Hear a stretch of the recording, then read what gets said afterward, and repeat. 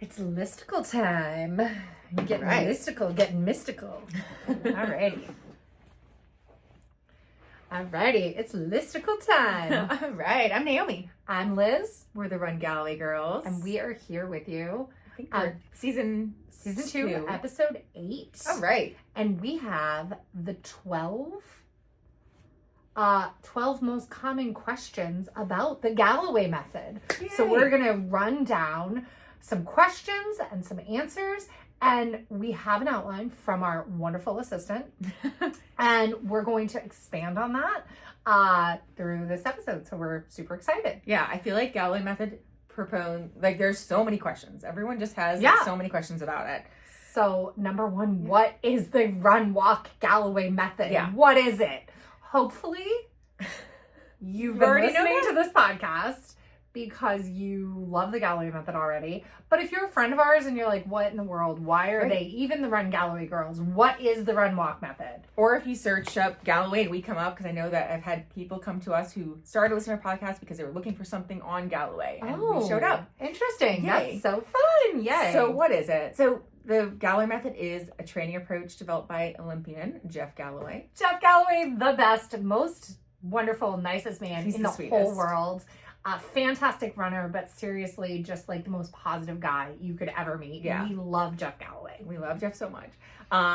So he developed it by incorporating planned walk breaks into your running so that you can reduce fatigue, lower your risk of injury, and improve endurance. And believe it or not, at the very beginning of the run walk method, he actually called it Run Injury Free with Jeff Galloway, and now it is called the Galloway method. Yeah. And way back in the day, he was using different run walk intervals for different paces. My mom did the 2001 Marine Corps using the Galloway method. She trained with the Galloway group here, the one that Floyd is in charge of now. Yeah. And they did for a 5:30, did like 3 and 1. Yeah. Yeah. And they're still, even our assistant is still pulling up ratios from those times because interesting. 1 minute walk breaks are being used by a lot of people who aren't following Jeff that closely. I see a lot of people who are just getting back into running, for example, including like super fit people we know, like Elizabeth Thor. She'll start back when she's injured or sick with like a 5 and 1 or a 10 and 1. Yeah, so 1 minute walk breaks were what were used at the very beginning of the Galloway program. But Jeff found, over analyzing a lot of data from a lot of runners and a lot of Galloway groups, that when people walked for more than a minute or for more than 30 seconds, their walk speed decreased, but their recovery benefits did not improve. Right. So he found that 30 seconds was kind of the perfect amount of time. Yeah. Now, I will say in the summer, I actually may want to bring back the 1 minute walk every once in a while. Throwing in a 1 minute walk just can help you when it's really hot or when you're really tired or when you need some extra recovery between intervals. So it's never wrong. But the idea is that you're really going to balance your running and your walking based on the needs of the day. So there is a great chart. So how does the run walk ratio work? And that's the question second 2. question. Basically, you want to look at your pace that you should be hitting for the run that you're going on, and then there are multiple intervals that will work for that pace. You may also find, like we can do multiple paces at the same interval. So it all depends on what you need to be doing and where you should be that day, and working with a coach is a great way to figure out what you should be doing and where you should be. The biggest thing is for easy running, there's no such thing as too slow. Yeah. And there's no such thing as too short of an interval. Yep. One of our favorite intervals is 15 seconds of running, 30 seconds of walking for easy runs. Yeah. And there's, the other thing you can do is just play around with it. And that's how we've gotten to where we didn't used to ever do 15:30s until maybe I was pregnant. I don't know. There was a time we were like, let's try these out because we really need to slow it down. And then we're like, wow, these are great. And then we found that 15:30s actually can be as fast as 30:30s used to be. Yeah. So it doesn't necessarily mean that a shorter interval will be slower. Yeah. But so you'll see the run walk ratio will be the run number of seconds or minute and seconds first, and then the walking second. And so if you see like a 30-30, it's 30 seconds and 30 seconds. If you see a 1:30 and 30, it's a minute and 30, or 90-30, minute and 30 and 30 seconds. And this is where I'm going to direct you to Google. you need to Google Jeff Galloway Magic Mile. It's going to pull up a web page that will tell you, it will be like a little calculator where you can put in your fastest mile, and it will give you different intervals to try for different runs. It will also just, if you scroll down, give you a pace chart of like for 8-minute miles, you're gonna do 4 minutes of running and 30 seconds of walking, or you're gonna do 2 minutes of running and 30 seconds of walking. For a 9-minute mile, you're gonna do 2 minutes of running and 30 seconds of walking. For an 11-minute mile, you're gonna do 1 minute and 30. Or you'll do 60-30 or 40-20, or it will give you all these options to try. And I actually direct people during mile repeats to do different intervals for their repeats, especially when their repeats are at their like threshold pace versus at their faster than pace. So if you're doing a marathon plan, these are not your Saturday or long run repeats. These are your midweek repeats that are just kind of a slightly faster than marathon pace work. So, and by the way, that's a time marathon or mile repeats, especially on a marathon plan, when you do take longer than a 30-second walk break in between each mile, you'll take a 5-minute walk break. And that's your weekend ones. On your weekends. Yeah. And it's something that I think I didn't, until I started doing Galloway, I didn't think you would need to walk that long. And it's so great, though. It's real recovery. So great to actually get you all the way back to baseline before you start your next one. So absolutely. That's the only way that you can really run fast, like really fast. We're talking faster than what you could hold for an hour, way faster than threshold pace. All right, number 3, can beginners use the Galloway method? Of course. Yes. So it's a great place for beginners to start, especially because people who are beginning out don't want to go and run straight for 10 minutes, 20 minutes, 30 minutes. So of course it's really beginner friendly. It helps new runners and all runners build endurance without exerting yourself. And the walk breaks can really help you adapt to longer distances too. It can be super daunting when you're a beginner runner thinking, oh my gosh, I'm going to run 3 miles. But if you think of it as like, okay, I'm going to do a 5-minute walk, and then I'm going to do 10 minutes of 30 seconds of running and 30 seconds of walking. And then I'm going to do a 5-minute walk again, and I'm going to repeat that. And then that can be very easy to get to 3 miles. And then even easier later on, once 3 miles feels easy and doable, you can get up to 6 miles and more and more and more and more. Yeah. So number 4, this is such a good question because it's a common misconception. Does the Galloway method make you slower? Heck no. No. Heck no. Most people find that they can maintain or even improve their pace when they add walk breaks. Yes. Yep. You can get faster than you are right now by going to run with walk breaks right now. And the average that Jeff found was 7 minutes faster in a half marathon and 14 minutes faster in the marathon. And I proved it. My first Galloway marathon with you was Richmond 2017, and my previous PR was a 4:04. We ran a 3:50, 14 minutes off the marathon. Boom. Yep. Without really practicing run walk for more, like we did 3 weeks really. Yep. Because it was 5 weeks after Steamtown. Yeah. And the longest we did was a 5-mile run. Yeah. And so it works. Yeah. It does not make you slower. It can make you faster. I think most people probably find that it does make them faster, especially once you can play around with those intervals and figure out, where your sweet spot is. And what it does is it reduces the fatigue during running, which allows you to sustain a slightly harder effort for longer. Exactly. So what Jeff has found is that a minute of walking in a mile slows you down about 15 seconds per mile. But your run speed can easily make up that 15 seconds per mile slower from the walk because your legs feel fresh. And they feel fresh from start to end if you're using an appropriate interval and appropriate paces for your fitness. So they feel fresher at mile 20 than obviously if you were just running straight. Feel fresher at the end of that long race. Number 5. Can experienced runners benefit from this method? Heck yes. Even experienced runners can use the Galloway method.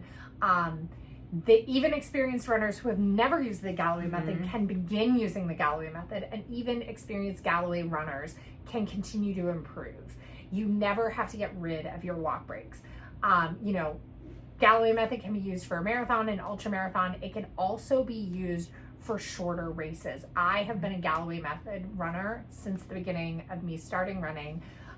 In fact, it wasn't until I had been a runner for 6 years that I ever ran longer than literally like 4 minutes or 1 mile.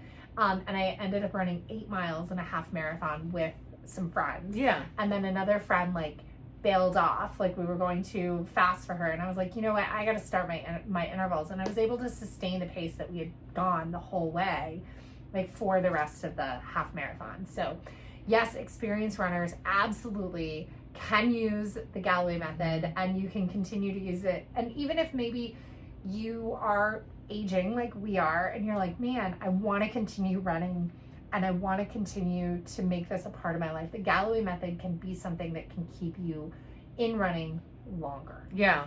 And yeah, like I found 7 years into my Galloway journey was that now that I do, like when I started doing intervals in 5Ks as well, not just my marathons and my half marathons, but then my 5Ks, not only are they, you know, fast or faster than they were before, they're also very consistent. So again, the Galloway method is great for keeping consistent effort from start to finish of your run, and that's what's really different about it, I think, than traditional street running. Okay, so how do you adjust the method for race day? Certainly, you don't just go run 30-30s easy runs on race day.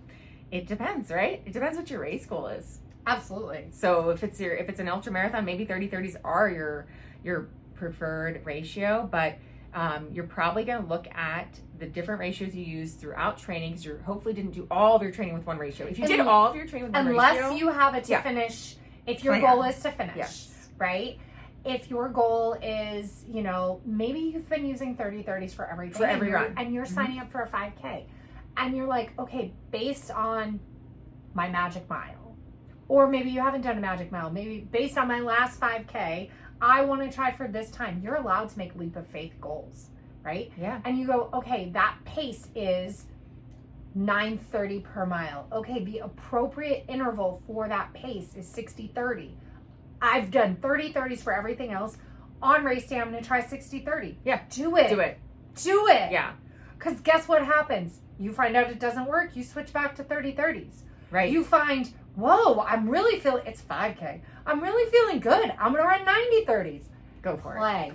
Play. It's so fun. Yeah, and with the race adrenaline, you're probably going to see everyone running around you, and the 60-30s are going to feel easier than you ever thought, even though you never ran 60 seconds before. Yeah. And so you adjust it. It depends on what you do throughout your training. If you've done only one interval type, then maybe it's a little bit, you know, more of a leap of faith. But if you, hopefully throughout your training, you've experimented and you've seen that, you know, that a 90-30 sustains something faster for you, maybe that's what you use, or maybe not. Maybe your 30-30s are faster than your 90-30s. And then I would say this goes play and do whatever you want and YOLO. Have fun in 5Ks and 10Ks. Yes. In races 10 miles and above, stick to that interval that you planned for that first mile, because you have time in double digit mile races.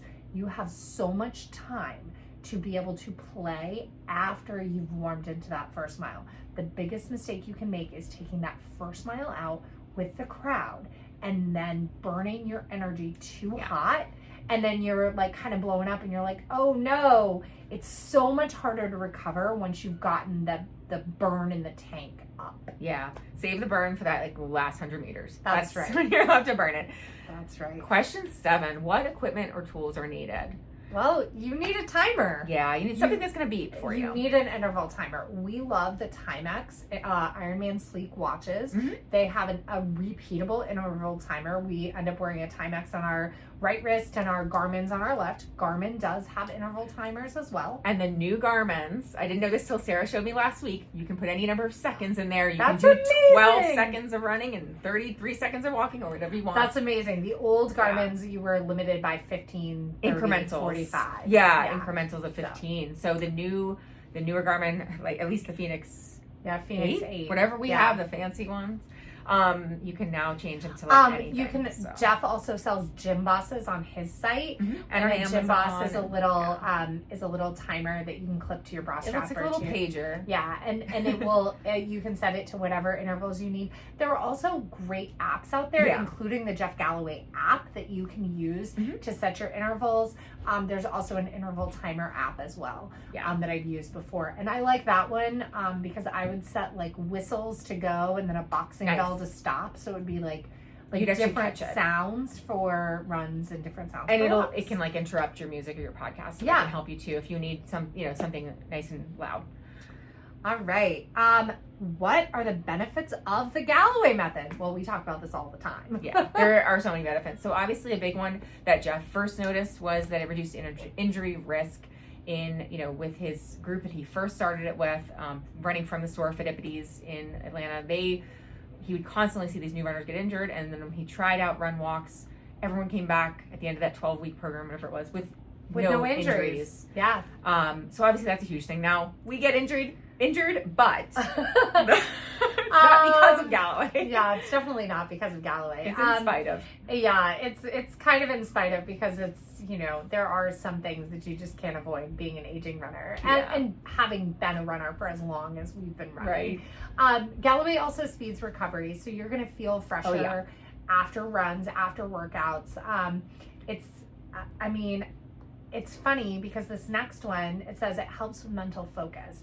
And a lot of people tell me the reason they're apprehensive in starting Run Walk is they're like, I don't think I could get back going. I could start again once I stop running. And it's almost like the opposite. It's like you're so excited to run, and then you're so grateful for your walk, and it just keeps you, actually keeps you focused on continuing the run. Yeah. It does take some getting used to it, like a few weeks, like anything else. It's a different methodology. So if you've been running straight before and you start out, it's going to feel a little different, and you'll have to kind of get into it, but it definitely in the long run is so worth it. And the recovery, I mean, there are so many times where the day after a race, a marathon, whatever, we've gone and run, or we've felt completely recovered, and you don't feel that way when you don't use Galloway. Yeah. So. And then it allows for consistent training, and it makes long distances super achievable. And I'm going to add something. It allows you to run with people who are different paces. Yes. Because the Galloway method kind of can even the playing field, because you can kind of run at any pace for a short amount of time.